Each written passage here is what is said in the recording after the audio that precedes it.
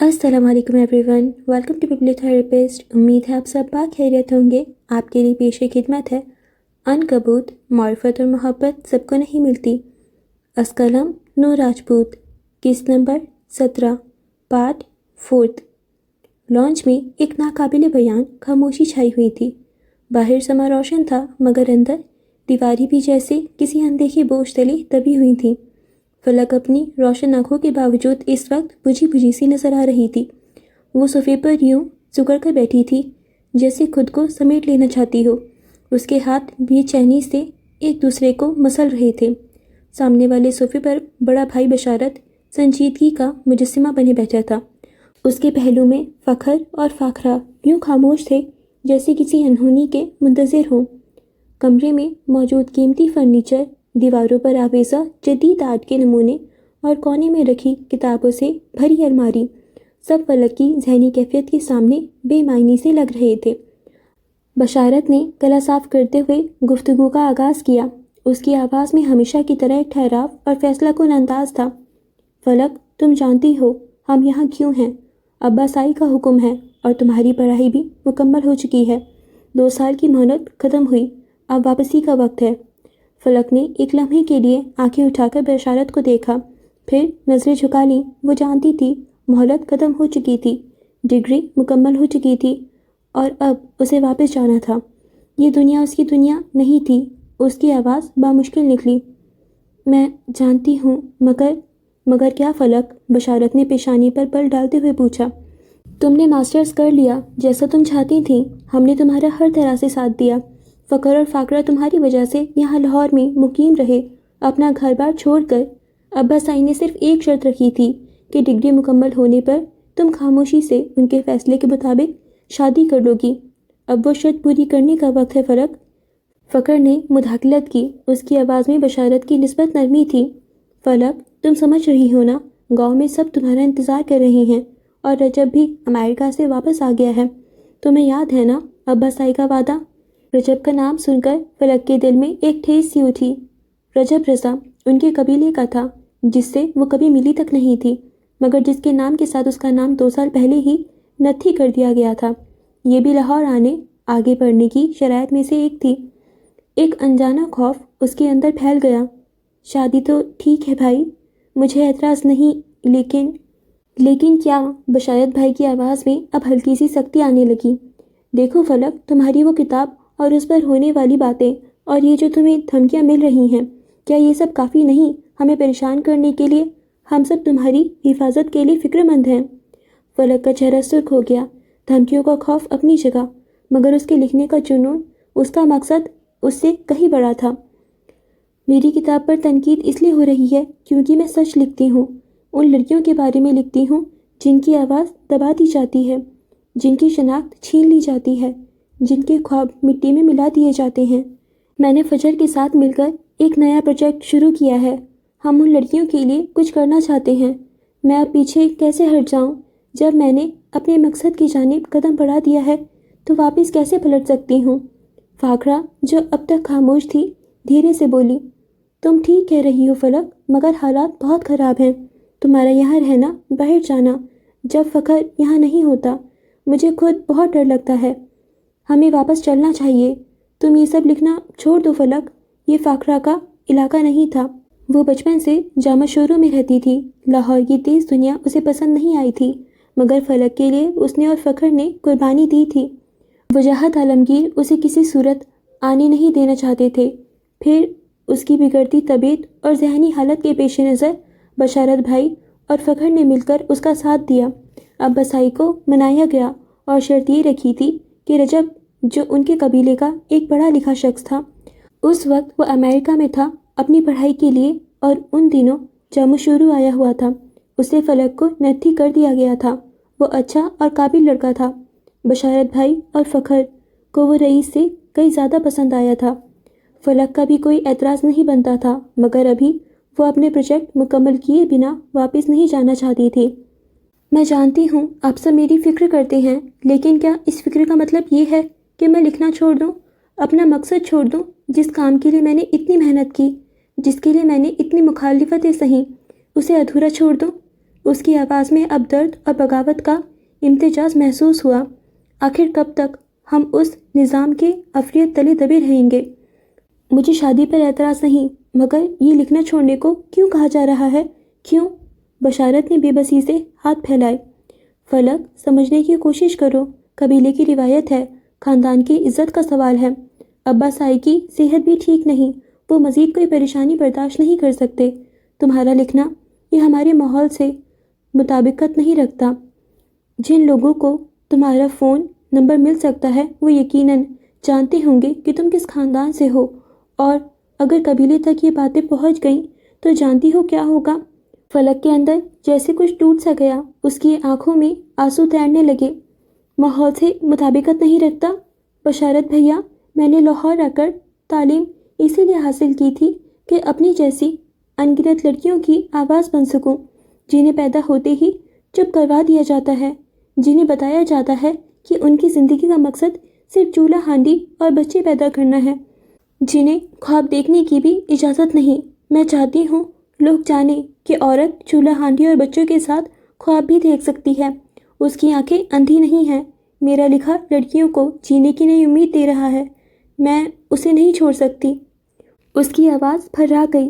بچپن میں میری منگنی رئیس سے کر دی گئی، وہ مجھ سے عمر میں کئی سال بڑا تھا، وہ اس رشتے کے لیے راضی نہیں تھا، پھر بھی مجھے اس کے ساتھ باندھ دیا گیا۔ میں نے تب بھی کچھ نہیں کہا، پھر اس نے خود ہی وہ رشتہ توڑ دیا۔ میری کیا غلطی تھی؟ کیا مجھ سے پوچھا گیا تھا کہ میں کیا چاہتی ہوں؟ نہیں۔ اب پھر وہی کہانی دہرائی جا رہی ہے۔ رجب، ایک اور نام، ایک اور چہرہ جس سے میں واقف نہیں۔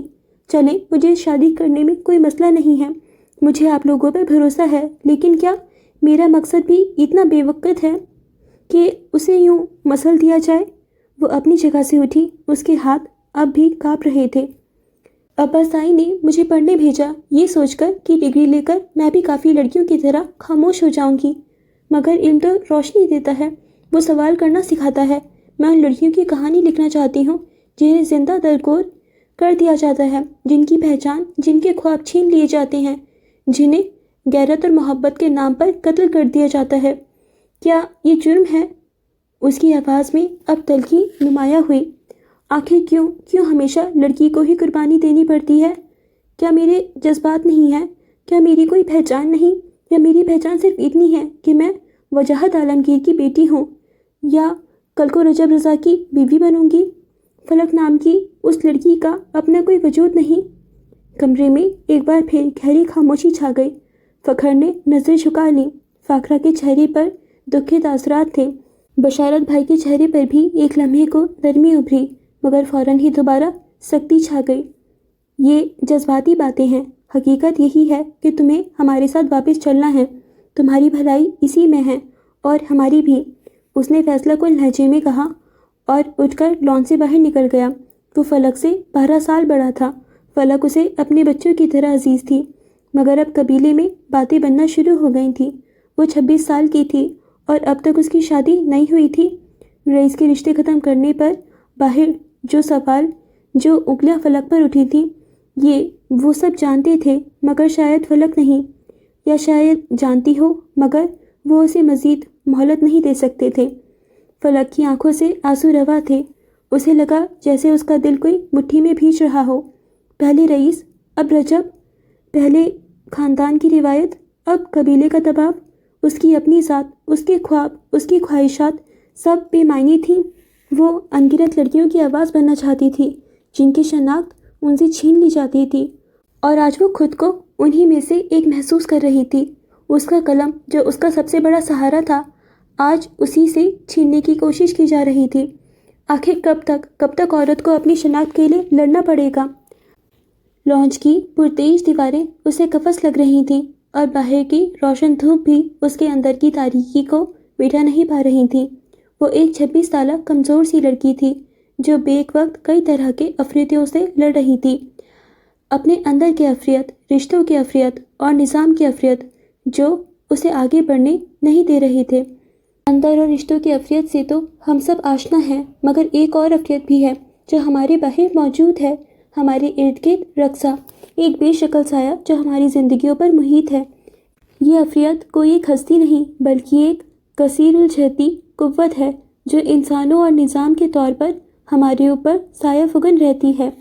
کبھی یہ استحصال کرنے والے نظام کی صورت میں نمودار ہوتا ہے، جہاں دولت چند ہاتھوں میں سمٹ جاتی ہے اور محنت کشوں کا لہو نچوڑ لیا جاتا ہے۔ ایک ایسا جال جہاں قرض اور غربت کے اندیکھے شکنجے روحوں کو جکڑ لیتے ہیں۔ یہ وہ افریت ہے جو طاقت کے پجاری انسانوں کے لبادے میں آتا ہے، چاہے وہ بدعنوان حکمران ہو جو عوام کے خوابوں پر شب خون مارتے ہیں، یا ظالم سرمایہ دار جو صرف منافع کی ہوس میں انسانیت کے گلے پر چھری پھیرتے ہیں۔ یہ افریت کالے بیانوں کے جال بنتا ہے، جہاں سچ کو مسخ کر کے جھوٹ کو تراشا جاتا ہے اور ہماری سوچ کو کنٹرول کرنے کی مذموم کوششیں کی جاتی ہیں۔ وہ افریت جو ٹیلی ویژن کی اسکرینوں سے، اخبارات کے کالے حروف سے اور نصابی کتابوں کے بہرو سطروں سے اپنا زہر پھیلاتا ہے، اور کبھی یہ افریت معاشرے کی اجتماعی بے حسی اور لاپرواہی کے روپ میں آ کر ہمیں نگل لیتا ہے، جہاں ہر شخص اپنے کھول میں بند دوسروں کے دکھ درد سے بے نیاز ہو جاتا ہے اور ایک خاموش سناٹا ہماری انسانیت کو کھوکھلا کر دیتا ہے۔ یہ باہر کا افریت صرف وجود نہیں رکھتا، بلکہ یہ ہمارے ساتھ کھیلتا ہے، ہماری رگوں میں زہر گھولتا ہے۔ یہ سب سے پہلے ہماری شناخت کو مسخ کرتا ہے، ہمیں ایک سانچے میں ڈھالنے کی کوشش کرتا ہے، ہماری انفرادیت کو کچل کر ہمیں ایک بے نام ہجوم کا حصہ بنا دیتا ہے، جہاں ہم صرف اعداد و شمار بن کر رہ جاتے ہیں۔ یہ ہمارے اندر خوف اور مایوسی کے بیج بوتا ہے، ہمیں مسلسل ایک ایسے نفسیاتی دباؤ میں رکھتا ہے جہاں ہمیں لگتا ہے کہ ہم کسی ایسی طاقت کے رحم و کرم پر ہیں جس کے خلاف لڑنا ناممکن ہے۔ ہمارے اندر کی تخلیقی صلاحیتیں دم توڑ دیتی ہیں جب ہمیں صرف ایک طے شدہ راستے پر چلنے پر مجبور کیا جاتا ہے اور ہمارے خوابوں پر مٹی ڈال دی جاتی ہے۔ یہ افریت دھیرے دھیرے ہماری امید کی شمع کو گل کرتا ہے، ہمیں یقین دلاتا ہے کہ ہمارے تقدیر لکھی جا چکی ہے اور کوئی تبدیلی ممکن نہیں۔ یہ ہمیں ایک ایسے بھنور میں ڈھکیل دیتا ہے جہاں سے نکلنا محال نظر آتا ہے۔ مگر سب سے خطرناک بات یہ ہے کہ یہ افریت ہمیں ایک دوسرے سے دور کرتا ہے، انسانی رشتوں میں بے اعتمادی کا زہر بھرتا ہے اور یہ انسانیت کے اعلیٰ اقرار کو اپنے گندے قدموں تلے رون ڈالتا ہے۔ یہی وہ افریت ہے جو ہماری زندگیوں پر قابض ہے، مگر اس سے رہائی کی کوئی کرن نظر نہیں آتی ہے۔ فلک کو بے آواز سسکتے ہوئے دیکھ کر فاقرہ اس کی جانب بڑھی، وہ اب اسے چپ کروا رہی تھی، جبکہ فخر کا دل برا ہو گیا۔ وہ اپنی بہن کا ساتھ دے تو رہا تھا، مگر اس نے بھی ایسا مقصد چن لیا تھا کہ ایک نظام اس کا مخالف ہو چکا تھا۔ اس نے گہری سانس لی۔ تم پریشان مت ہو، میں بشارت بھائی سے بات کرتا ہوں، کوئی راستہ نکالتا ہوں۔ وہ اسے دلاسا دے کر خود بھی باہر نکل گیا۔ کیا ہم مشرقی لڑکیاں واقعی مضبوط ہوتی ہیں؟ اس کی خوبصورت انگلیاں لیپ ٹاپ کے کی بورڈ پر پھسل رہی تھیں۔ نہیں، ہم مشرقی لڑکیاں اتنی بھی مضبوط نہیں ہوتی، ہم تو بس تربیت یافتہ ہو جاتی ہیں، ٹرینڈ۔ ہماری روحوں میں صدیوں کی خاموشیاں گون دی جاتی ہیں، ہمارے اندر وہ صبر کوٹ کوٹ کر بھر دیا گیا ہے جو کسی انجان گناہ کی سزا معلوم ہوتا ہے۔ دنیا ہماری آنکھوں میں ایک چمک دیکھتی ہے، ہمارے قدموں میں ایک استقامت محسوس کرتی ہے، مگر انہیں کیا خبر کہ یہ چمک دراصل بھڑکتی ہوئی راکھ پر پڑا ایک نقاب ہے، اور یہ استقامت کسی بے بس پرندے کے پروں کا پھڑپڑانا ہے جو سونے کے پنجرے میں قید ہے۔ ہمیں لڑنا نہیں سکھایا جاتا، ہمیں صرف سہنا سکھایا جاتا ہے۔ ہمیں بولنا نہیں سکھایا جاتا، ہمیں بس خاموش رہنا سکھایا جاتا ہے۔ ہمارے خوابوں کو پر لگنے سے پہلے ہی کاٹ دیا جاتا ہے اور ہمارے جذبوں کو ایک بے نام خوف کی گہرائیوں میں دفن کر دیا جاتا ہے۔ ہمیں سکھایا جاتا ہے کہ دوسروں کی خوشی میں اپنی زندگی تلاش کریں، کہ ہمارے آنسو کسی کی مسکراہٹ پر بھاری نہ پڑیں۔ ہم اچھی لڑکیاں بننے کی اس دوڑ میں خود کو بھول جاتی ہیں۔ ہماری یہ مضبوطی ایک دھوکہ ہے، یہ وہ تربیت ہے جو ہمیں اپنی روح پر تشدد کرنے پر مجبور کرتی ہے۔ اندر ہی اندر ایک قیامت برپا ہوتی ہے، ایک شور اٹھتا ہے، مگر باہر کی دنیا صرف ہمارے چہرے پر پھیلی ایک مصنوعی مسکراہٹ دیکھتی ہے۔ کاش کوئی ہماری آنکھوں میں چھپی اس ویرانی کو پڑھ سکے، کاش کوئی ہماری دبی ہوئی آہوں کو سن سکے جو رات کی تاریکی میں اپنے ہی وجود سے مکالمہ کرتی ہیں۔ ہم صرف مظلوم نہیں، ہم تربیت یافتہ مظلوم ہیں، اور یہ تربیت ہم سے جینے کا حق، خود ہونے کا حق چھین لیتی ہے۔ شام کے سائے گہرے ہو رہے تھے اور دن بھر کی ہنگامہ خیزی نے فجر کو بے طرح تھکا دیا تھا۔ وہ اپنے آفس کی کرسی پر براجمان تھی، نظریں سامنے بیٹھی فلک پر جمی تھیں۔ فلک کا چہرہ ستا ہوا تھا، آنکھیں سوجی ہوئی تھیں۔ صاف دکھائی دے رہا تھا کہ وہ کسی گہری سوچ میں گم ہے۔ اس کا دھیان کام میں بالکل نہیں تھا۔ کچھ دیر پہلے جب وہ آئی تھی تب فجر نے اسے آفس کی گلاس وال سے دیکھا تھا۔ نیچے پارکنگ میں اسے چھوڑنے 2 مرد آئے تھے۔ یقیناً وہ اس کے بھائی تھے جو ہر چیز پر گہری نظر رکھے ہوئے تھے، اور اس پل اسے احساس ہوا تھا کہ وہ کتنی خوش قسمت تھی۔ اس کے دونوں طرف 2 مضبوط مرد تھے اور ان کے حصار میں وہ دنیا کی محفوظ ترین لڑکی لگ رہی تھی، مگر اب اس کا چہرہ کوئی اور کہانی سنا رہا تھا۔ فجر کچھ کہہ رہی تھی مگر فلک اپنی ہی دنیا میں غائب تھی۔ اس کی بے توجہی فجر کو ڈسٹرب کر رہی تھی۔ کام کے دوران اس طرح کی غیر حاضری فجر کو سخت ناپسند تھی۔ اگر تمہارا دھیان نہیں ہے تو ہم پھر کبھی ڈسکس کر لیں گے۔ بالآخر وہ بول پڑی۔ فلک چونکی جیسے کسی گہرے نیند سے جاگی ہو۔ نہیں، وہ زبردستی مسکرائی، ایک پھیکی اور بے جان سی مسکراہٹ۔ جب بھی وہ سوچتی تھی جو اپنی ساری تکلیفوں کی وجہ آ جا کر رئیس پر ٹھہر جاتی تھی، کاش وہ اس سے شادی کر چکا ہوتا۔ اس کی مضبوط پناہ گاہ میں وہ اپنا کام سکون سے کر پاتی، وہ اپنے مقصد پر ڈٹی رہتی کیونکہ اس کا سرپرست وہ ہوتا، وہ مضبوط شخصیت جس کے آگے بڑی بڑی طاقتیں دم توڑ جاتی تھیں۔ مگر ایسا ہوتا تب نہ۔ آنسو دینے والوں کو ان کی اوقات میں رکھنا سیکھو۔ فلک کی نظریں اٹھیں، اور اگر آنسو دینے والے اپنے ہو تو پھر؟ اس کی آواز میں کرب تھا۔ فجر نے ایک گہری سانس لی، تو پھر رونا فضول ہے کیونکہ وہ کرسی پر سیدھی ہوئی۔ اس کی آواز میں اب نرمی کی بجائے ایک عزم تھا، کیونکہ اپنے لوگ کبھی آپ کو جان بوجھ کر تکلیف نہیں دیتے، اور اگر وہ ایسا کر رہے ہیں تو یا تو وہ آپ کے اپنے نہیں یا پھر وہ غلط فہمی کا شکار ہیں۔ دونوں صورتوں میں رونے سے کچھ حاصل نہیں ہوگا۔ پھر وہ فلک کی جانب جھکی۔ زندگی میں کچھ رشتے ایسے ہوتے ہیں جو ہمارے اپنے، جو ہمیں ٹوٹ کر بکھیر دیتے ہیں، لیکن یہی وہ رشتے ہوتے ہیں جو ہمیں سکھاتے ہیں کہ ہمیں کتنا مضبوط بننا ہے۔ تمہارے آنسو تمہاری کمزوری نہیں، بلکہ یہ ایک علامت ہے کہ تم ایک حساس دل رکھتی ہو، لیکن اس حساسیت کو اپنی طاقت بناؤ، اپنی کمزوری نہیں۔ وہ لمحے بھر کو رکی۔ تمہیں یاد ہے تم نے کتنی محنت کی ہے یہاں تک پہنچنے کے لیے، کتنی راتیں جاگ کر کام کیا ہے؟ یہ سب کچھ اس لیے نہیں تاکہ کوئی تمہیں یوں توڑ کر رکھ دے۔ جو لوگ تمہارے آنسو کی قدر نہ کریں وہ تمہاری خوشیوں کے بھی مستحق نہیں۔ اسے لگا جیسے فجر اس کے اندر تک جھانک چکی ہو، جیسے وہ رئیس کے بارے میں بات کر رہی ہو۔ مگر فلک کی آواز لرز رہی تھی۔ مگر کچھ نہیں۔ فجر نے اس کی بات کاٹی۔ آج تمہیں فیصلہ کرنا ہے کہ تم اپنی زندگی کی ڈرائیونگ سیٹ پر خود بیٹھو گی یا کسی اور کو اپنی خوشیوں کا کنٹرول دو گی۔ تمہارے پاس ایک شاندار مستقبل ہے، بہت سے خواب ہیں جو تمہیں پورے کرنے ہیں۔ کیا تم ان سب کو چند آنسوؤں کی خاطر قربان کر دو گی؟ پل بھر کی خاموشی چھائی۔ اٹھو، اپنی ہمت کو اکٹھا کرو، ان لوگوں کو اپنی کامیابی سے جواب دو جنہوں نے تمہیں دکھ دیا ہے۔ تمہاری سب سے بڑی جیت ان کی ناکامی ہوگی جو تمہیں بکھرا ہوا دیکھنا چاہتے ہیں۔ یاد رکھو، جو تمہیں توڑ سکتے ہیں وہ تمہیں دوبارہ جوڑ نہیں سکتے۔ یہ کام صرف تم خود کر سکتی ہو۔ فلک نے نم آنکھوں سے فجر کی طرف دیکھا۔ فجر کے الفاظ اس کے دل پر دستک دے رہے تھے۔ اپنے آنسو پوچھو، میں رونے دھونے والی لڑکیوں کے ساتھ کام نہیں کرتی۔ اس کے لہجے میں سختی جھلکی۔ تم فلک ہو، رائٹر فلک عالمگیر، تم مضبوط ہو، اور یہ بات کبھی مت بھولنا۔ اس بار اس کا لہجہ نرم تھا۔ اور اب ڈرنے کی ضرورت نہیں۔ تمہیں ڈرانے والوں کو جان لینا چاہیے کہ تم اکیلی نہیں ہو۔ فجر معراج تمہارے ساتھ کھڑی ہے، اور میرے بارے میں مشہور ہے کہ… اس نے ایک بار پھر پیچھے ہوتے کرسی سے ٹیک لگا لی۔ چہرے پر ناقابل بیان اور آنکھوں میں ناقابل شکست چمک تھی۔ میں پہچان چھیننے والوں کو چیر پھاڑ کر کھا جاتی ہوں۔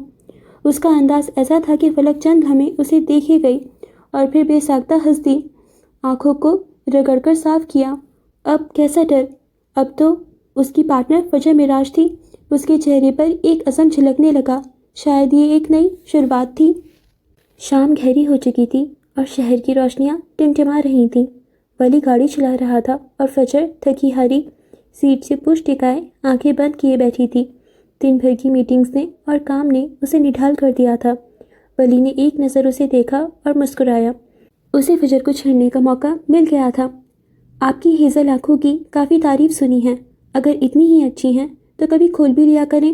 ساری دنیا روشنیوں سے جگمگا رہی ہے اور آپ ہیں کہ اپنی دنیا میں گم ہیں۔ وہ اب بھی ویسی ہی بیٹھی رہی۔ ایسے آج میرا دل کر رہا ہے چائے پینے کا۔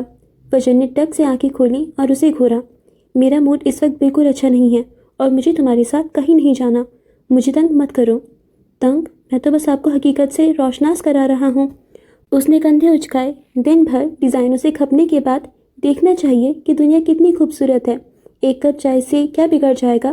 دماغ فریش ہو جائے گا اور غصہ بھی اتر جائے گا۔ فجر نے لمبا سانس لیا۔ چائے میں گھر جا کر پی لوں گی۔ یو آر سو بورنگ بیگم۔ اور بس اسے ایکٹیو کرنے کے لیے یہ بیگم لفظ کافی ہوتا تھا۔ اور تمہیں اپنے کام سے کام رکھنا چاہیے، فضول مشورے دینے کی بجائے ڈرائیونگ پر توجہ دو۔ اگر ایکسیڈنٹ ہو گیا تو تمہارا حلیہ مزید بگڑ جائے گا۔ پہلے ہی لوگ تمہیں موسٹ وانٹیڈ کرمنل سمجھتے ہیں۔ اس کی بات پر ولی کا ابھرنے والا کہکہا بے ساختہ تھا۔ دیکھ لیں پھر یہ موسٹ وانٹیڈ کرمنل کیسے آپ سے ایک چائے کی درخواست کر رہا ہے۔ خیر میں نے سنا ہے آج کل آفس کی چند ایک لڑکیوں کو مجھ پر کرش ہو چکا ہے۔ آج کل کی لڑکیوں کا دماغ خراب ہے، انہیں کرمنلز پر جلد کرش ہو جاتا ہے۔ Same like mama I am in love with the criminal. وہ ہنستے ہوئے زیر لب بڑبڑایا۔ ویسے تو میں کرمنل نہیں ہوں، ہاں وائلڈ کہہ سکتی ہیں، مگر آپ کے لیے وہ بھی نہیں ہوں۔ آپ کے لیے صرف معصوم سا ولی ہوں، آپ کا ایک عدد شوہر، زبردستی کا شوہر۔ وہ طنزیہ بولی۔ محترمہ بھول رہی ہیں تو یاد دلاؤں، مجھے پرپوز آپ نے کیا تھا، ورنہ میں معصوم تو کبھی کورٹ میرج کا سوچ بھی نہیں سکتا۔ اس نے جس انداز میں کہا تھا فجر کا چہرہ سرخ ہوا۔ وہ رخ موڑ گئی۔ کچھ دیر گاڑی میں خاموشی رہی اور پھر گاڑی ایک چمکتے ہوئے ریستوران کے سامنے رک گئی۔ فجر نے رخ موڑ کر اسے دیکھا، آنکھوں میں برہمی تھی۔ یہ کیا ہے؟ ایک چھوٹا سا اسپاٹ، اس نے اطمینان سے گاڑی پارک کرتے ہوئے کہا۔ آپ کے گھر کا راستہ یہیں سے گزرتا ہے تو میں نے سوچا کیوں نہ تھوڑی دیر چائے کے لیے رک جائیں۔ اس سے پہلے وہ مزید کچھ کہتی وہ گاڑی سے اترا اور فجر کے دروازے کی طرف آیا۔ وہ ابھی بھی اپنی سیٹ پر بیٹھی تھی، آنکھوں میں حیرت اور غصے کا امتزاج تھا۔ اس کی جانب کا دروازہ کھول کر وہ تھوڑا سا اس کی جانب جھکا۔ چلیں، میں کہیں نہیں جا رہی، اتنی آسانی سے جانے بھی نہیں دوں گا، اس نے مسکراتے ہوئے کہا اور ہاتھ آگے بڑھایا۔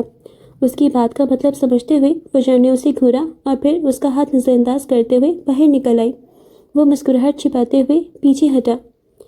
کسی کے باپ میں اتنا دم نہیں کہ فجر میرات سے زبردستی کچھ کروا سکے، اور یہ نشان زدہ چہرے والا شخص ہنستے ہنستے اس سے سب کچھ کروا لیتا تھا۔ وہ اب اندر کی جانب بڑھ رہے تھے۔ ریستوران کی ہلکی روشنیوں اور کافی کی خوشبو ماحول کو خوشگوار بنا رہی تھی۔ ولی نے لفٹ کی جانب اشارہ کیا اور پھر کچھ دیر بعد وہ دونوں اوپر تھے۔ یہاں کچھ جوڑے اپنی اپنی دنیا میں مگن نظر آ رہے تھے۔ تم پیے ہو یہ گینگسٹر؟ وہ اسے دیکھتے ہوئے طنزیہ بولی۔ مان لیں گی تو شوہر بھی ہوں، وہ اسی انداز میں بولا تو فجر بس کھول کر رہ گئی۔ سمجھ نہیں آیا اسے کیا جواب دے۔ اکثر الفاظ دم توڑ جاتے ہیں، کبھی کبھی اچھے کام کے لیے تھوڑی زبردستی کرنی پڑتی ہے۔ دیکھیں اب ماحول کتنا اچھا ہے، جیسے تتلیوں کو اڑنے کے لیے کھلی فضا مل گئی ہو۔ اس نے سکون سے کہتے ہوئے کرسی سے ٹیک لگا لی۔ فجر نے کرسی سے ٹیک لگاتے گردن اٹھا کر اوپر دیکھا۔ وہ کافی اونچائی پر تھے، اوپر آسمان صاف نظر آ رہا تھا۔ ذرا سا رخ موڑ کر نیچے دیکھو تو ٹریفک کی لائنیں موتیوں کی طرح جگمگ کر رہی تھیں۔ وہ سینے پر بازو باندھے آنکھیں بند کیے کرسی سے پشت ٹکا کر بیٹھی رہی۔ ٹھنڈی ہوا اس کے گالوں کو چھوتے سے گوشیاں کر رہی تھیں۔ وہ ہاتھ پر تھوڑی ٹکائے اسے دیکھتا رہا۔ ویٹر آرڈر لے کر جا چکا تھا۔ بند آنکھوں کے پیچھے فجر کو اپنے دماغ میں ڈھیر سارا شور سنائی دے رہا تھا۔ منزل بدل رہی تھی، مختلف آوازیں، مختلف چہرے، شور اتنا تھا کہ اسے دماغ پھٹتا محسوس ہو رہا تھا، اور جھٹ سے اس نے آنکھیں کھول دیں۔ آنکھوں کے عین سامنے وہ بیٹھا تھا۔ اس کے چہرے پر نظر جمائے اس کی کتھئی آنکھوں کا تاثر اتنا نرم تھا کہ شاید ہی کسی نے فجر کو پہلے اتنی نرمی سے دیکھا ہو۔ وہ چند لمحے اسے دیکھتی رہی، پھر آنکھیں موند لیں۔ اس بار تصور کے پردے پر صرف اس کی کتھئی آنکھیں لہرائیں۔ اس کی چمک، ان کی نرمی، اور پھر دھیرے دھیرے شور ساکت ہو گیا۔ اب وہ اپنے قریب سے گزرنے والی ہواؤں کو سن سکتی تھی، اور پھر اسے کچھ یاد آیا۔ میرے لیے اب تک بارش کی آواز دنیا کی سب سے خوبصورت آواز ہے۔ بارش نہیں ہو رہی تھی، مگر وہ اس کی آواز اپنی سماعت میں محسوس کر سکتی تھی، وہ اسے سن سکتی تھی۔ ایک لمبا عرصہ اس نے وہ ٹیپ سنتے گزارا تھا، اور ابھی بھی سنتی تھی جب اسے نیند نہیں آتی تھی۔ پھر اسے ایک خوشبو کا احساس ہوا۔ نہیں، یہ رئیس کی طاقتور خوشبو نہیں تھی، بلکہ یہ ولی کی کولون کی مہک تھی، جس میں طاقت سے زیادہ نرمی تھی۔ اس نے آنکھیں کھول دیں۔ اس بار وہ اس کے ساتھ والی کرسی پر بیٹھا تھا، اس کے قریب۔ اسے آنکھیں کھولتا دیکھ کر مسکرایا۔ جانتا ہوں، ایک آرٹسٹ کا دماغ کبھی خالی نہیں ہوتا۔ آوازیں اس کا پیچھا نہیں چھوڑتی، مگر پھر بھی خود کا خیال رکھا کریں، وہ اب سنجیدہ سا کہہ رہا تھا۔ فجر نے اس کی بات سنی اور پھر آگے ہو بیٹھی۔ وہ آج کل کافی مشکلات کا سامنا کر رہی تھی۔ راج کرنا اتنا آسان نہیں ہوتا، یہ قیمت مانگتا ہے، جان کی قیمت۔ اور رعایا پھر بھی خوش نہیں ہوتی۔ ولی نے غور سے اس کی بات سنی اور پھر اس کی آواز سنائی دی، بیگم آپ بس راج کریں، رعایا میں سنبھال لوں گا۔ وہ مسکرایا تو فجر اسے دیکھ کر رہ گئی۔ ویٹر چائے رکھ گیا تھا۔ ولی اب چائے بھی چینی مکس کر رہا تھا، جبکہ وہ اسے دیکھ رہی تھی۔ اب مت پوچھنا کہ میں یہ کرنے والا ہوں کون، جواب آپ کو پتا ہے۔ اس نے فجر کا کپ اس کی جانب سرکایا۔ وہ بس اسے گھور کر رہ گئی، کپ اٹھا کر لبوں سے لگایا۔ وہ شرارت سے اسے دیکھے گیا۔ ہاں، وہ وہی تھا جس کی وہ بیوہ بنی گھومتی تھی۔ وہ رات کی تاریکی میں اپنے کمرے کی بالکنی میں کھڑی تھی۔ فضا میں ہلکی سی کھنکی تھی اور دور شہر کی روشنیاں ٹمٹما رہی تھیں۔ اس کے ہاتھ میں نیم گرم چائے کا کپ تھا، جس سے اٹھتی بھاپ ہوا میں کھل رہی تھی۔ اس کی نظریں دور افق پر مرکوز تھیں، جہاں شہر کی عمارتیں مدھم روشنی میں ایک مبہم سا منظر پیش کر رہی تھیں۔ ریشمی بال جو اس کی پشت پر بکھرے ہوئے تھے، ہلکی ہوا کے جھونکوں سے رقص کر رہے تھے، اور اس کا نفیس ریشمی گاؤن بھی ہوا کی لہروں کے ساتھ ہل رہا تھا۔ گہری سوچ میں گم اس نے اپنے فون پر نظر ڈالی اور پھر ایک نمبر ملایا۔ اسکرین پر روشن نام پڑھا جا سکتا تھا، ڈارک لارڈ۔ بھانجا تو نوٹس پیریڈ پر تھا ہی، کیوں نہ اب ماموں سے بھی نبٹ لیا جاتا۔ دوسری جانب پہلی ہی گھنٹی بجنے پر فون اٹھا لیا گیا۔ سوچ رہا ہوں آخر میں نے ایسا کون سا نیک کام کیا ہے جو ملکہ فن مجھے یاد کر لیتی ہے۔ دوسری جانب سے رئیس کی پورے اعتماد آواز ابھری، جس میں ہلکا سا استہزائیہ بھی شامل تھا۔ اگر کوئی آپ کو آپ کے ڈارک سٹارز ڈھونڈ کر دے تو اس کا انعام کیا ہوگا؟ فجر نے بغیر کسی تمہید کے براہ راست مدعے کی بات کی۔ دوسری جانب ایک لمحے کی خاموشی چھائی رہی، جس کے بعد رئیس کا گہرا قہقہا بلند ہوا۔ خیر ہے لٹل مس، کام دماغ کو چڑھ گیا ہے، آدھی رات کو ستاروں کی باتیں کر رہی ہو۔ رئیس نے ہنستے ہوئے کہا، بتائیں اسے کیا انعام ملے گا؟ فجر نے اس کی بات کو ایک بار پھر نظر انداز کرتے ہوئے اپنے سوال کو دہرایا۔ اس کے لہجے میں ذرا سی بے صبری تھی۔ ایک بار پھر خاموشی چھائی اور پھر رئیس کی گمبھیر آواز گونجی، منہ مانگا انعام۔ فجر کے نازک لبوں پر ایک سرد مسکراہٹ پھیل گئی۔ یہ وہ مسکراہٹ تھی جس کے پیچھے زہر چھپا ہوتا تھا۔ رئیس صاحب، اپنی سلطنت لٹانے کے لیے تیار ہو جائیں، کیونکہ میں آپ کے ڈارک سٹارز ڈھونڈ چکی ہوں۔ اس کے لہجے میں اتنا یقین تھا کہ رئیس اس بار قہقہا لگانے سے قاصر رہا، البتہ اس کے چہرے پر ایک محتاط مسکراہٹ ضرور نمودار ہوئی۔ یہ رئیس کی سلطنت ہے، یوں ہی نہیں لٹ سکتی۔ میں ہر ایرے گہرے پر اپنی سلطنت نہیں لٹا دیتا۔ اس کی آواز میں اب بھی ہلکا سا تمسخر تھا۔ تو کیا آپ یہ شرط لگانا چاہیں گے؟ فجر نے چیلنج کیا۔ شرطیں ہمیشہ جیتنے والوں سے لگائی جاتی ہیں، اور ابھی تک تم نے کچھ جیتا نہیں ہے، رئیس نے زیر لب مسکراتے ہوئے کہا۔ لیکن تمہاری دلچسپی دیکھ کر اچھا لگا۔ کیا تم چاہتی ہو میں تمہیں انعام کی تفصیلات بتاؤں؟ انعامات میں خود طے کر سکتی ہوں، اس نے پرسکون لہجے میں جواب دیا۔ کل شام 7 بجے۔ رئیس نے ایک لمحے کے لیے توقف کیا۔ اتنا یقین؟ یقین ہی میری طاقت ہے، فجر نے مختصر جواب دیا۔ ٹھیک ہے آج کی دیوی، کل شام 7 بجے میں حاضر ہوں گا۔ دیکھتے ہیں کہ تمہارا یقین کتنا مضبوط ہے، لیکن یاد رکھنا اگر تم غلط ثابت ہوئی تو خامیازہ تمہیں بھگتنا پڑے گا۔ میرا وقت بہت قیمتی ہے۔ رئیس کی آواز میں اب دھمکی کا عنصر شامل ہو گیا تھا۔ وقت بتائے گا۔ فجر نے فون بند کر دیا اور بالکنی کی ریلنگ پر ہاتھ رکھ کر ایک گہری سانس لی۔ اس کی زہریلی مسکراہٹ اب بھی اس کے ہونٹوں پر رقص کر رہی تھی۔ کل کی ملاقات ایک دلچسپ معرکہ آرائی ثابت ہونے والی تھی۔ رات کے 12:30 بج رہے تھے۔ شہر کی بلند والا عمارتوں میں سے ایک رئیس گروپ کی سب سے اونچی منزل مکمل خاموشی اور نیم تاریکی میں ڈوبی ہوئی تھی۔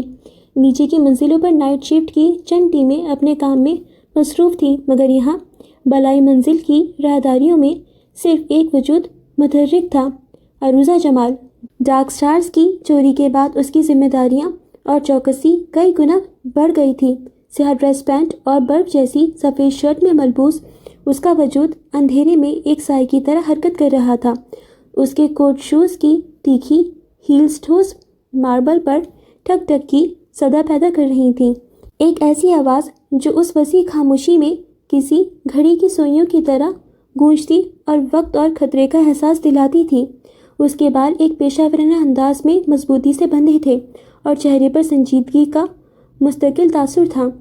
کالر کے قریب نصب چھوٹا سا مائک اس کی ہمہ وقت تیاری کا ثبوت تھا۔ اچانک وہ رک گئی، اس کے قدم زمین پر جم گئے، ٹک ٹک کی آواز تھم گئی اور خاموشی پہلے سے زیادہ گہری محسوس ہونے لگی۔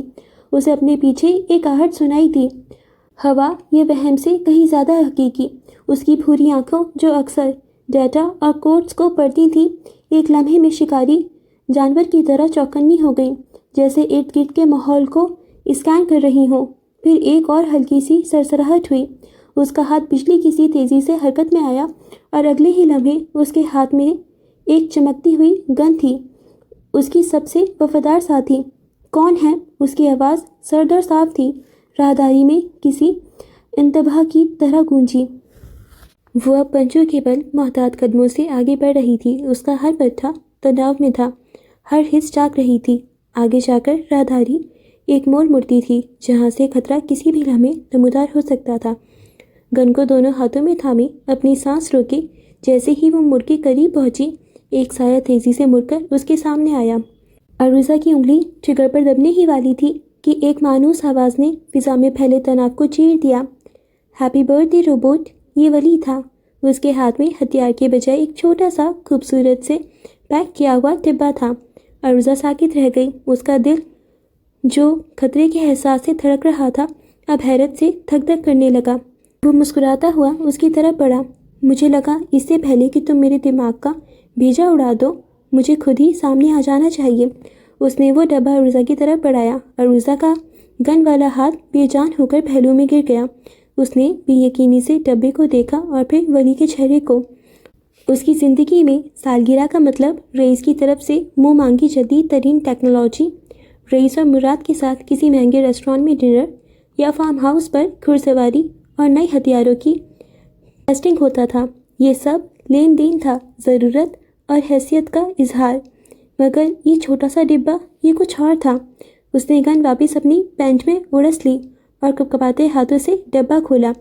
اندر 2 چاکلیٹ کپ کیکس تھے اور ان کے ساتھ ایک چھوٹا سا کارڈ رکھا ہوا تھا۔ اس نے کارڈ اٹھایا، خوبصورت لکھائی میں صرف ایک جملہ لکھا ہوا تھا، تم ایک لڑکی ہو، روبوٹ نہیں، کبھی کھل کر مسکرایا بھی کرو۔ اور جیسے کسی نے کوئی جادو کر دیا ہو، عروضہ کے سنجیدہ لبوں پر ایک بے ساختہ ہلکی سی مسکراہٹ پھیل گئی، ایک ایسی مسکراہٹ جو شاید اس نے خود بھی مدتوں سے نہیں دیکھی تھی۔ اس نے نظر اٹھا کر ولی کو دیکھا جو اب راہداری میں آگے بڑھ رہا تھا۔ وہ خاموشی سے اس کے پیچھے چل پڑی۔ اب وہ دونوں بالکنی میں کھڑے تھے، یہاں سے نیچے شہر روشنیوں کا سمندر نظر آ رہا تھا جو دور تک پھیلا ہوا تھا۔ ٹھنڈی ہوا اس کے بالوں کو ہلکے سے چھو رہی تھی۔ عروضہ نے ڈبے میں سے ایک کپ کیک اٹھایا اور دوسرا ولی کی طرف بڑھایا۔ اس نے شکریہ ادا کرتے ہوئے کیک لے لیا۔ کچھ لمحے وہ خاموشی سے کیک کھاتے ہوئے شہر کے جگمگاتے منظر کو دیکھتے رہے۔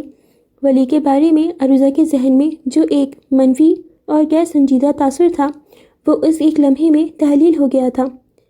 تھینک یو اسکار، عروضہ کی آواز دھیمی اور قدرے مختلف تھی۔ مجھے یاد بھی نہیں آخری بار کب کسی نے مجھے یوں وش کیا تھا۔ ولی نے شہر پر نظر جمائے ہوئے ایک گہرا سانس لیا۔ اس کی آواز میں ایک عجیب سی پرچھائی تھی، ایک یاد کی پرچھائی۔ تمہیں اور بگ بی کو دیکھتا ہوں تو مجھے نینسی یاد آتی ہے۔ ہم دونوں بھی بالکل ایسے ہی تھے، ایک دوسرے کی طاقت، ایک دوسرے کا سہارا۔ وہ میری ڈھال تھی اور میں اس کی تلوار۔ عروضہ نے کیک کھانا چھوڑ دیا اور بس اسے تکنے لگی۔ ولی کے چہرے پر ایک سایہ سا لہرایا تھا، جیسے وہ اس بالکونی میں کھڑے ہو کر بھی کہیں اور کسی اور وقت میں پہنچ گیا ہو۔ اس کی آنکھوں میں شہر کی روشنیاں نہیں بلکہ ماضی کی کوئی یاد چمک رہی تھی۔ وہ بھی تمہاری طرح تھی، ولی نے تلخ مسکراہٹ کے ساتھ کہا، مگر وہ ہنستی تھی، مسکراتی تھی، وہ زندگی سے بھرپور لڑکی تھی۔ عروضہ خاموش رہی، مگر آج پہلی بار اس کے دل میں کسی کی ذاتی کہانی جاننے کی خواہش پیدا ہوئی۔ وہ ہمیشہ دوسروں کو خطرہ یا اثاثہ سمجھتی تھی، مگر آج ولی اسے صرف ایک انسان نظر آ رہا تھا، جس کا ایک ماضی تھا، نشان زدہ چہرے والا شخص۔ اس نے آہستگی سے پوچھا، کون تھی نینسی؟ ولی نے نظریں گھما کر اسے دیکھا۔ اس کی آنکھوں میں حیرت اور ایک ہلکی سی اپنائیت کا رنگ تھا۔ کبھی بتاؤں گا روبوٹ، کبھی فرصت میں۔ اس نے مسکرا کر اپنا آدھا کھایا ہوا کپ کیک اس کی طرف بڑھایا۔ ابھی کے لیے سالگرہ مبارک۔ عروضہ نے بھی مسکرا کر اپنا کپ کیک اس کے کپ کے سے ٹکرایا، اور اس بلند و بالا عمارت کی تنہا چھت پر دو ادھورے انسانوں نے ایک چھوٹی سی خوشی بانٹی، جس کے نیچے پورا شہر سو رہا تھا۔ وہ لمحہ نازک اور غیر متوقع تھا، ایک ایسا لمحہ جو شاید عروضہ کی یادداشت میں ہمیشہ کے لیے محفوظ ہو جاتا اگر ایک تیز میکانگی آواز اس سکوت کو نہ توڑتی۔ پر میڈم عروضہ، رپورٹ کریں۔ اچانک عروضہ کے کالر پر نصب مائک میں ایک کرخت آواز ابھری۔ ایک لمحے میں بالکونی کی پرسکون فضا میں تناؤ بھر گیا۔ وہ نرمی، وہ مسکراہٹ، سب ایک سیکنڈ میں غائب ہو گیا۔ عروضہ نے فوراً کپ کیک نیچے رکھا۔ اس کا چہرہ واپس اسی پیشہ ورانہ سنجیدگی میں ڈھل چکا تھا جو اس کی پہچان تھی۔ عروضہ، ہیو۔ اس کی آواز میں اب کوئی نرمی نہیں تھی، صرف حکم تھا۔ میڈم، ہیڈ آفس لفٹ میں جویلری کلیکشن والیٹ کے پاس دو نامعلوم افراد دیکھے گئے ہیں۔ سسٹم بریچ ہوا ہے۔ وہ اندر کیسے داخل ہوئے ہمیں نہیں معلوم۔ کنٹرول روم سے آتی آواز میں پریشانی وسیع تھی۔ یہ سنتے ہی عروضہ اور ولی نے ایک دوسرے کو دیکھا۔ ان کی آنکھوں میں کوئی سوال نہیں تھا، صرف ایک مشترکہ ارادہ تھا۔ وہ لمحے بھر پہلے کے دو اجنبی نہیں تھے جو ایک دوسرے کو جاننے کی کوشش کر رہے تھے، بلکہ دو تربیت یافتہ آپریٹو تھے جو خطرے کی بو سونگھ چکے تھے۔ آن مائی وے، عروضہ نے کہا اور پلٹ کر بھاگی۔ ولی نے اپنا آدھا کھایا ہوا کپ کیک منہ میں ڈالا اور ایک سائے کی طرح اس کے پیچھے لپکا۔ لفٹ کی طرف بھاگتے ہوئے ان کے قدموں میں کوئی لڑکھڑاہٹ نہیں تھی، صرف مقصد تھا۔ لفٹ کا دروازہ کھلا اور وہ اندر داخل ہوئے۔ نیچے جاتی لفٹ کی خاموشی میں صرف ان کی تیز سانسوں کی آواز تھی۔ لفٹ مطلوبہ منزل پر رکی۔ دروازہ کھلتے ہی دونوں راہداری میں نکلے۔ یہاں کا ماحول اوپر کی منزل سے بالکل مختلف تھا۔ ایمرجنسی لائٹس کی ہلکی سرخ روشنی ہر طرف پھیلی ہوئی تھی اور سائرن کی دھیمی آواز گونج رہی تھی۔ یہاں فائرنگ نہیں کر سکتے، عروضہ نے سرگوشی کی۔ ولی نے اس بات میں سر ہلایا۔ اس کے چہرے پر اب مسکراہٹ کا شائبہ تک نہیں تھا۔ اس کی آنکھیں اسکینر کی طرح راہداری کے ایک ایک کونے کا جائزہ لے رہی تھیں۔ وہ محتاط قدموں سے آگے بڑھ رہے تھے۔ ان کے جوتوں کی آواز اب سنائی نہیں دے رہی تھی، جیسے وہ ہوا میں تیر رہی ہوں۔ جیسے ہی وہ مرکزی والٹ کے قریب پہنچے، انہیں دو سائے نظر آئے۔ دونوں نے سیاہ لباس پہن رکھے تھے اور ان کے چہروں پر ماسک تھے۔ وہ والٹ کا ڈیجیٹل لاک توڑنے کی کوشش کر رہے تھے۔ عروضہ نے ولی کو اشارہ کیا اور دونوں الگ الگ سمتوں سے ان کی طرف بڑھے۔ اس سے پہلے کہ وہ کچھ سمجھ پاتے، عروضہ ایک حریف پر چپٹ پڑی۔ اس کے حملے تیز اور نپے تلے تھے۔ وہ اپنی پوری طاقت سے حریف کو قابو کرنے کی کوشش کر رہی تھی۔ گھوسوں اور لاتوں کا تبادلہ ہونے لگا، لیکن دوسرا گھسنے والا زیادہ پھرتیلا اور شاید زیادہ بے رحم تھا۔ اس نے عروضہ کا داؤ کھالی دیا اور ایک زوردار ضرب اس کی پسلیوں پر رسید کی، جس سے عروضہ کے منہ سے ایک کربناک آواز نکلی اور وہ چند قدم پیچھے ہٹی۔ حریف نے موقع غنیمت جانا اور اس کی طرف بڑھا۔ تبھی ولی حرکت میں آیا۔ وہ ایک سایہ نہیں تھا، وہ قابو میں رکھے گئے طوفان کی طرح اس پر ٹوٹ پڑا تھا۔ اس کے حملوں میں محض طاقت نہیں تھی، ایک وحشیانہ مہارت تھی۔ ہر ضرب کا مقصد حریف کو زخمی کرنا نہیں بلکہ اسے ناکارہ کرنا تھا۔ ایک تیز جھٹکے سے اس نے حملہ آور کا بازو اس کی پشت پر موڑا اور ہڈی کے چٹکنے کی ایک کربناک آواز راہداری میں گونجی۔ حملہ آور کی چیخ بلند ہوئی۔ اس سے پہلے کہ وہ سنبھلتا، ولی نے اسے گردن سے پکڑا اور دیوار پر دے مارا۔ اب اس کی توجہ دوسرے حملہ آور پر تھی جو عروضہ سے لڑ رہا تھا۔ ولی نے اسے پیچھے سے گھیر لیا اور اس سے پہلے کہ وہ پلٹتا، ولی کے بھاری بوٹوں کی ٹھوکریں اس پر برسنے لگیں۔ وہ مار نہیں رہا تھا، وہ تباہ کر رہا تھا۔ اس کے ہر بار میں ایک سرد غصہ تھا جو اس کے وجود سے پھوٹ رہا تھا۔ چند ہی لمحوں میں لڑائی ختم ہو چکی تھی۔ دونوں گھسنے والے اب فرش پر پڑے گرا رہے تھے۔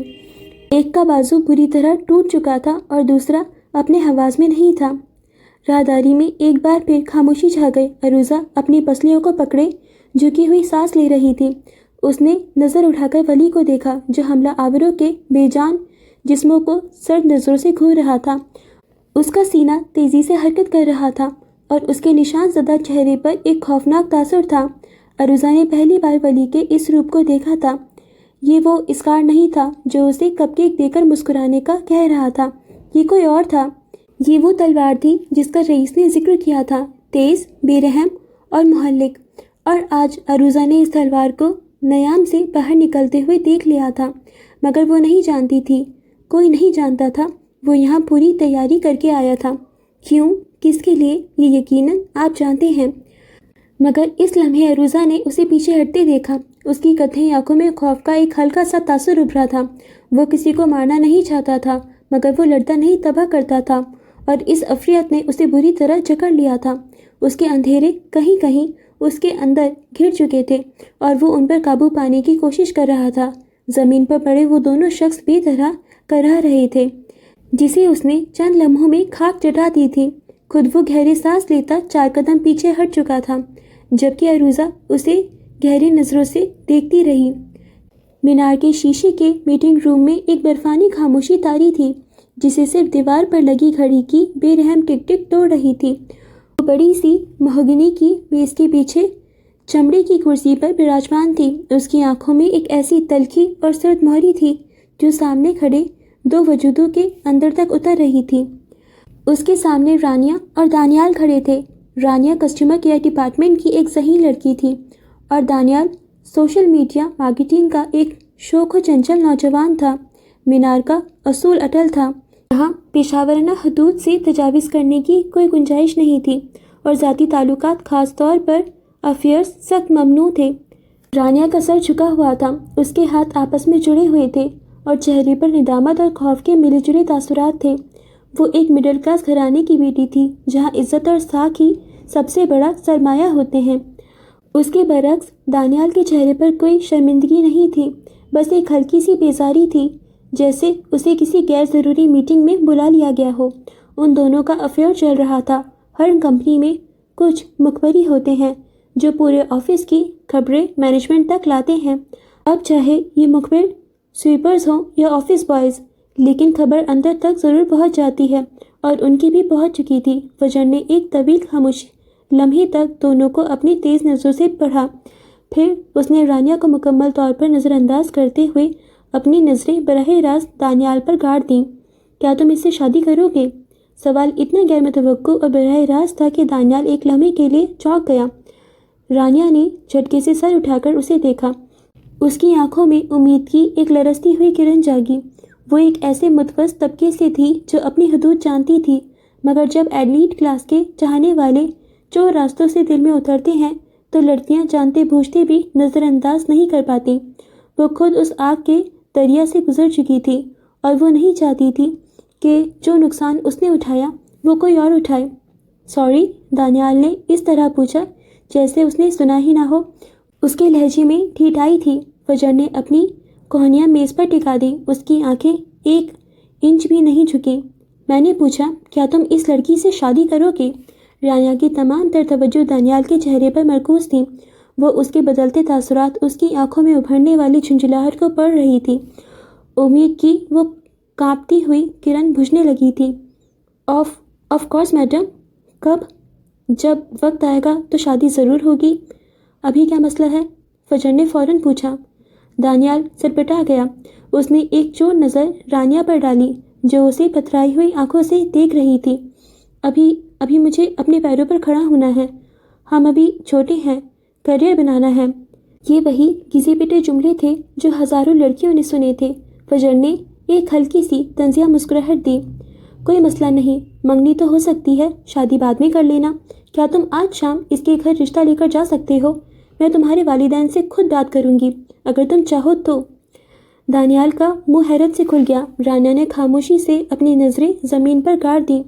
اسے اندازہ نہیں تھا کہ فجر اس معاملے کو اس طرح گھرے دے گی۔ میڈم، ابھی تو ممکن نہیں ہے، دانیال نے آخر کار نظریں چراتے ہوئے کہا۔ پھر کب ممکن ہوگا؟ فجر کا لہجہ اب بھی سپاٹ تھا۔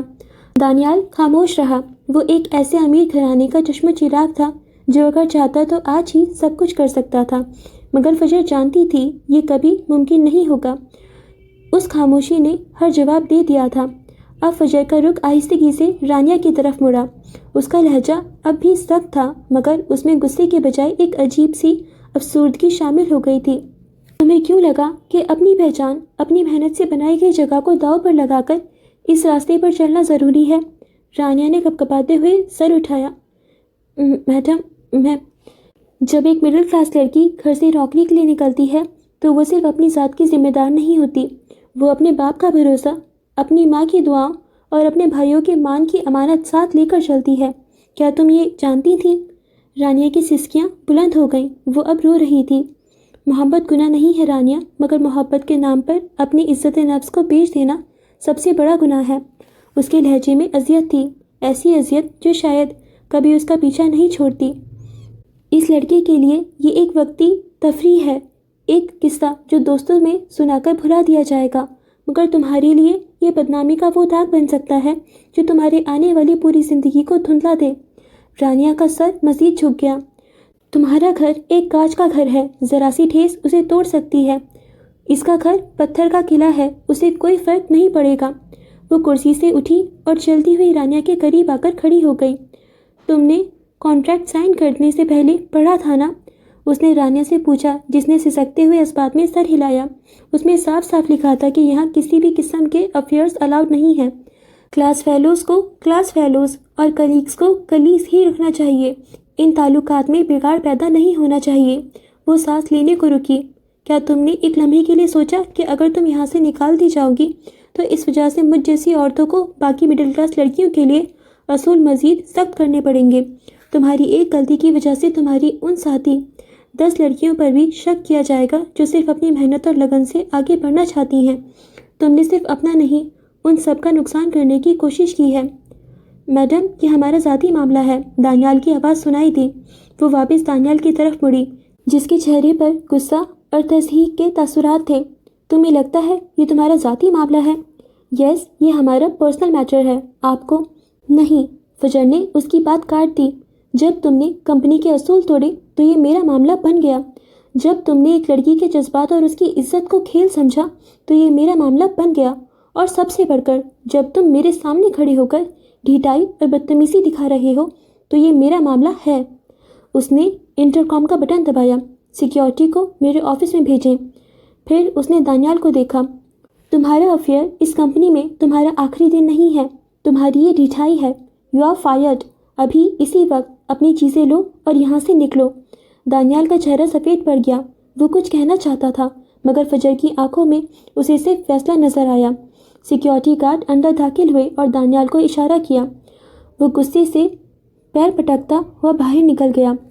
اس نے حقارت بھری نظر رانیہ پر ڈالی تھی جو شرمندہ نظر آ رہی تھی۔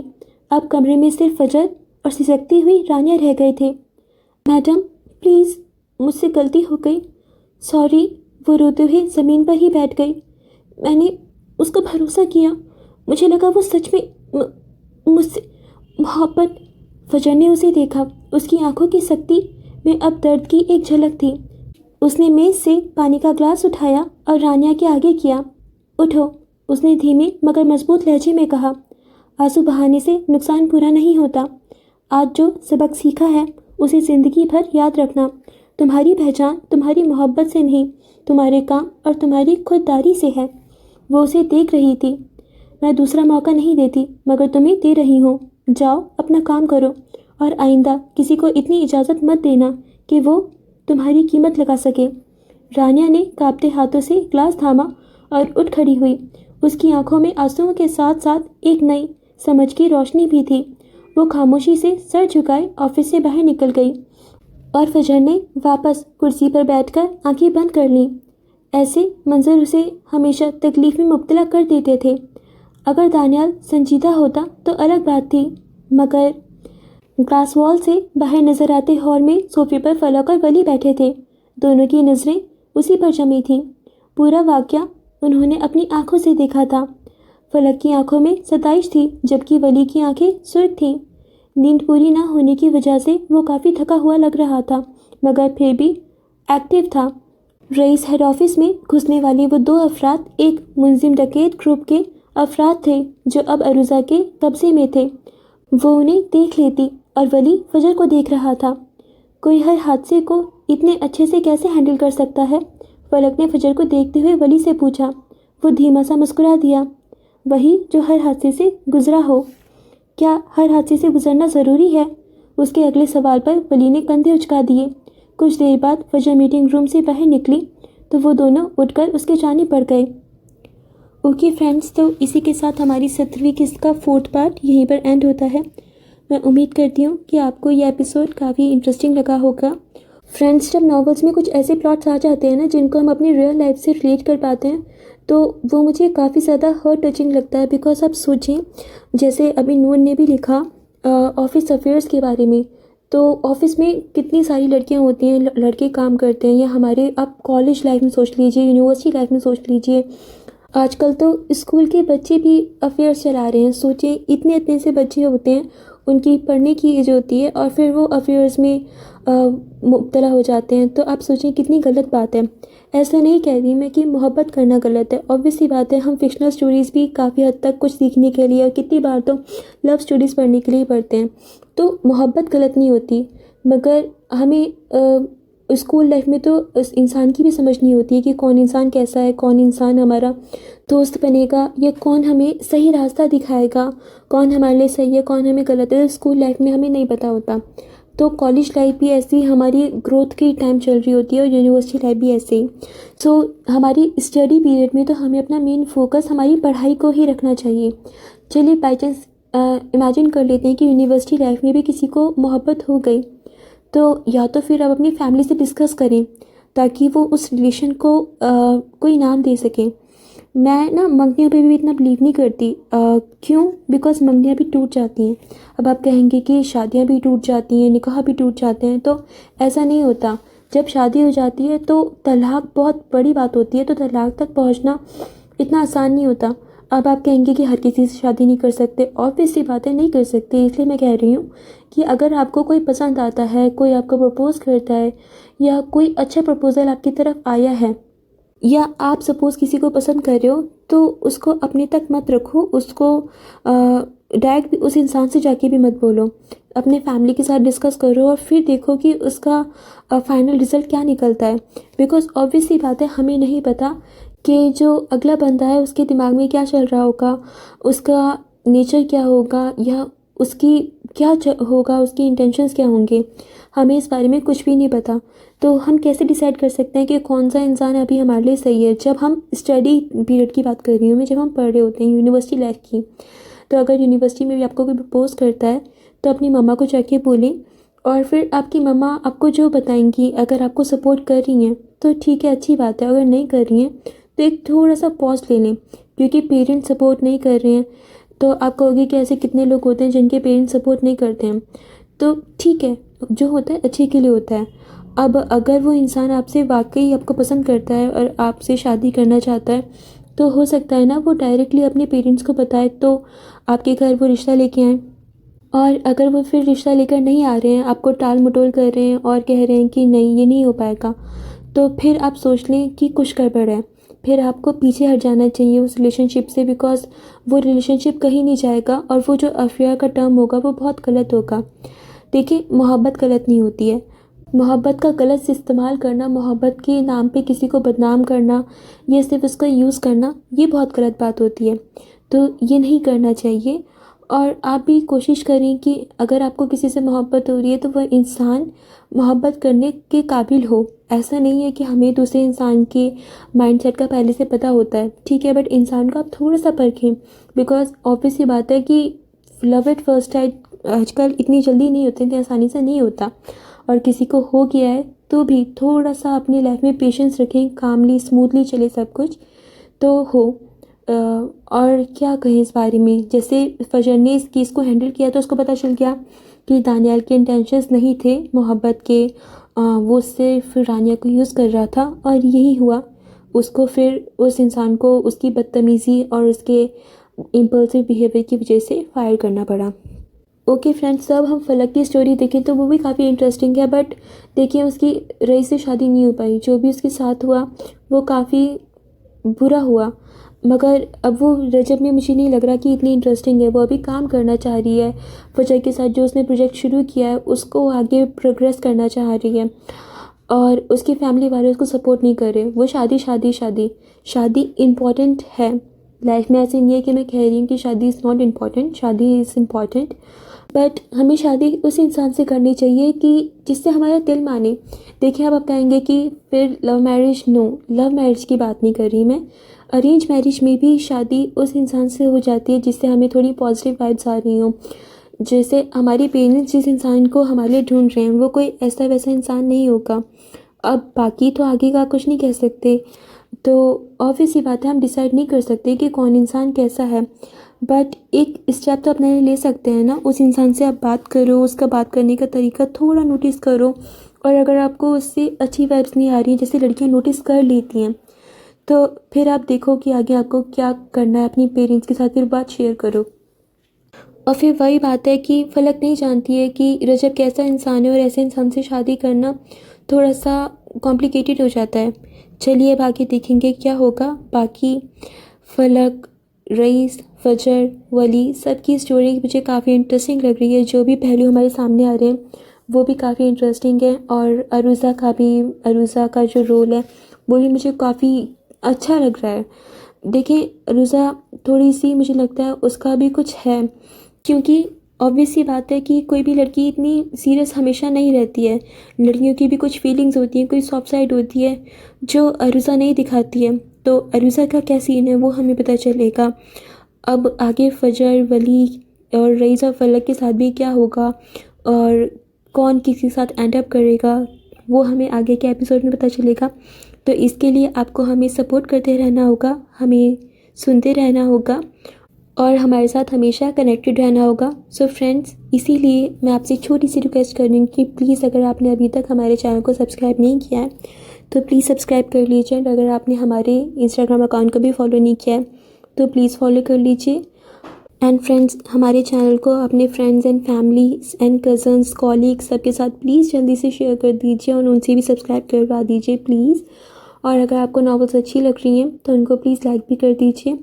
تو فرینڈس، اب ہم ملیں گے اگلی پارٹ میں. تب تک کے لیے take care of yourself and your love once.